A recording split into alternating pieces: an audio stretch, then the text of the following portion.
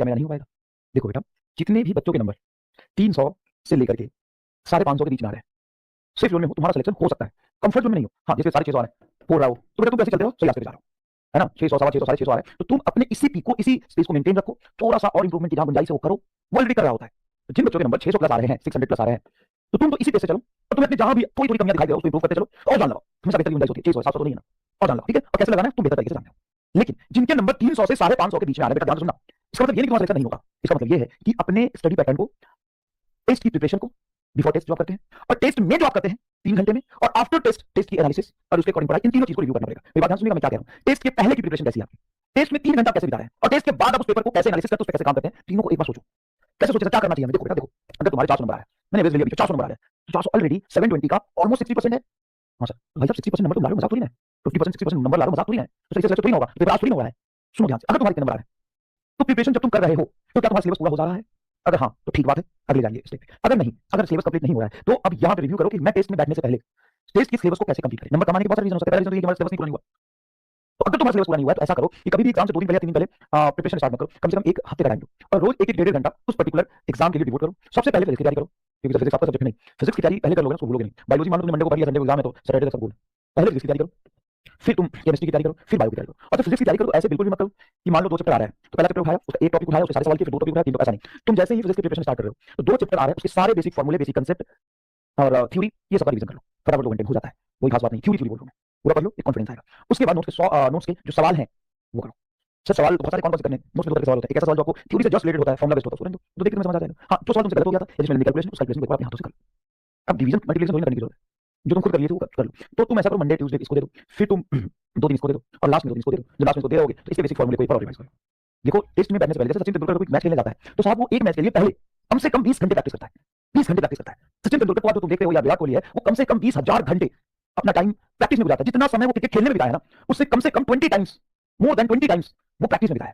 तो आप इस 3 घंटे में जाकर बैठने जा रहे हो ना, उस 3 घंटे में बैठने से पहले आपको प्रैक्टिस करना है। उसके बाद कि मेरा स्ट्रेटजी पहले आधे घंटे का क्या है, दूसरे आधे घंटे का क्या है, बीच में मिड 1 आवर का मेरा स्ट्रेटजी क्या है, अगले आधे घंटे का। रैंडम मत करो, रैंडमनेस नहीं, एक पैटर्न होना चाहिए तुम्हारा। और तुम रैंडम बेस देते हो तो गलत है। क्या तुम्हारे टाइम पे पूरा नहीं हो पाता है? दूसरी मिस्टेक तो ये है, अगर हो पाता है तो ठीक नहीं हो पाता है, तो मैंने वीडियो भी बनाया था, YouTube पे मिल जाएगा आपको, कि एफिशिएंटली अगर आप पूरा हो जाए तो क्लियर नहीं हो, लेकिन अगर 3 घंटे पेपर नहीं दे पा रहे, पेपर छूट रहा है, तो रिव्यू करिए 3 घंटे में पेपर कैंप कैसे करें, वो समझना बहुत जरूरी है। अब रैंडम जाके पेपर देते फिजिक्स उठा लिया, बायोलॉजी उठा लिया, अब समझिए क्योंकि आपका यही 3 घंटा जो है ना, वो सारा भविष्य डिसाइड करेगा। आप जो 2 साल से पढ़ रहे हैं, 4 साल से पढ़ रहे हैं ना, वो इसी 3 घंटे के लिए पढ़ रहे हैं। अब कितना पढ़ रहे हैं, अच्छी बात है, टेस्ट देना छोड़ देते हैं। अरे तू समझ नहीं रहा है, तू पढ़ मत ही पहले, लेकिन टेस्ट दे। तो नंबर 2 साल कोई बात नहीं, टेस्ट दे, क्योंकि तुम इसीलिए तैयारी कर रहे हो, यही 3 घंटा तुम्हारा डिसाइड करने वाला है सब कुछ। समझने की कोशिश कर। एग्जाम में जब तुम जाओगे तो ऐसा होगा कि किसने बहुत मेहनत से पढ़ाई किया है, कौन अच्छा से स्टडी कर सकता है, किसका दिमाग शार्प है, कौन ज्यादा देर बैठ सकता है, किसने लेक्चर को अच्छे से देखा है, डजंट मैटर। मैटर इज कि नीट में 3 घंटा तुम कितने बेहतर तरीके से खेलते हो, तुम कितने बेहतरीन खिलाड़ी हो इस 3 घंटे वाले फॉर्मेट के। फर्क इस बात से पता है, तुम्हें बहुत अच्छा नॉलेज है, लेकिन नॉलेज को मार्क्स में नहीं कन्वर्ट कर पा रहे हो, कोई मतलब नहीं है। सब कुछ इस 3 घंटे पर डिपेंड करता है। मैं तो कहता हूं, अगर तुम डीपली सोचो, जैसे नीट का पेपर हो गया, पेपर को घर पे आराम से सॉल्व करो, समय लो, तो पता है तो लगेगा पेपर तो बहुत आसान है। तुम 720 में से 700 नंबर लाने का लो, क्या बात है? हाँ खुद पेपर तो घर पे आराम से बैठ के 8-10 घंटा लगा।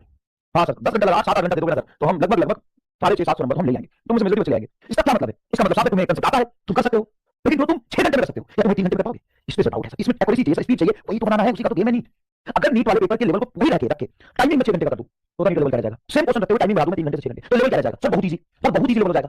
तो यहाँ पे क्वेश्चन का मारामारी है, क्वेश्चन की लेवल का मारामारी है कि टाइम का मारामारी है। टाइम मैटर करता है, उस 3 घंटे में कितना परफेक्ट खेलते हैं। अब उस 3 घंटे में खेलना चाहिए बस, सारा 3 घंटे में बेहतरीन खिलाड़ी होने चाहिए बस।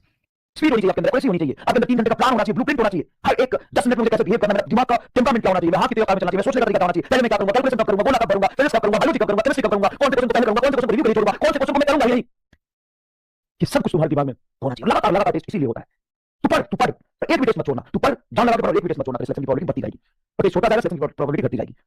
पढ़ बेटा पढ़, मजे पढ़। कई बच्चे होते हैं कि टेस्ट डरते हैं, टेस्ट देते ही खूब पढ़ रहा है, क्या करोगे? मास्टर बनोगे, क्या करोगे सीख के?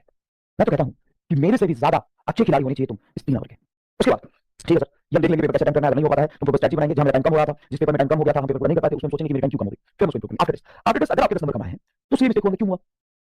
गलती करने वाला इंसान गलत नहीं होता है, उस गलती को दोहराने वाला इंसान गलत होता है। इंसान भगवान नहीं है, आप बच्चे हैं, आप मास्टर नहीं है। आप गलती नहीं करेंगे तो मैं करूंगा क्या? कर गलती, तो उस गलती को सीखो, दोबारा मत करना। तो सिर्फ इतना करता जाएगा ना, आग बन जाएगा आग। सिर्फ गलती को दोबारा मत करना। दूसरी बात, टारगेट छोटे छोटे लो। अगर तुम्हारे 300 नंबर आए ना, 320 का टारगेट लो। इस बार जान लगा के इसमें 320 लाना ही है। एक बार ये अचीव होगा, इंप्रूवमेंट धीरे धीरे होता है, धीरे धीरे इंप्रूवमेंट होता है। देखो marks versus number of test, अगर तुम ये सारी चीजें फॉलो करते चलोगे, छोटे छोटे स्टेप करते चलोगे, तो तुम्हारा ग्राफ ऐसा होगा। ये टाइम वर्सेस सक्सेस का ग्राफ ऐसा ही होता है। तो जान लगा जाएगा मार्क्स इंप्रूव नहीं होगा, लेकिन लगातार ये तीनों ही स्टेप अच्छे से फॉलो करते रहेगा। टेस्ट के पहले प्रिपरेशन, टेस्ट में 3 घंटे कैसे बिताना है वो चीज, और टेस्ट में जो गलती हुई है, जो मिस्टेक्स हुए हैं या कोई नया क्वेश्चन सीखने को मिला उसको इंप्रूव करो, अपनी गलती से सीखो, नया कंसेप्ट सीखने को मिला तो उसको वेलकम करो, याद रखो, गलती को दोबारा मत करो, ये चीज फॉलो करते रहो, ऐसा करना बनेगा। ऐसा अगर तुम्हारे 550 नंबर आने तो डिमोटिवेट क्यों है? तो बहुत अच्छी बात है, पर इंप्रूवमेंट ठीक करना है हमें 6 महीने में। सिर्फ सिलेबस नहीं खत्म करना, सिर्फ सिलेबस नहीं खत्म करना, सिर्फ रिवीजन नहीं करना, हमें उसको 3 घंटे में जाके नंबर में कैसे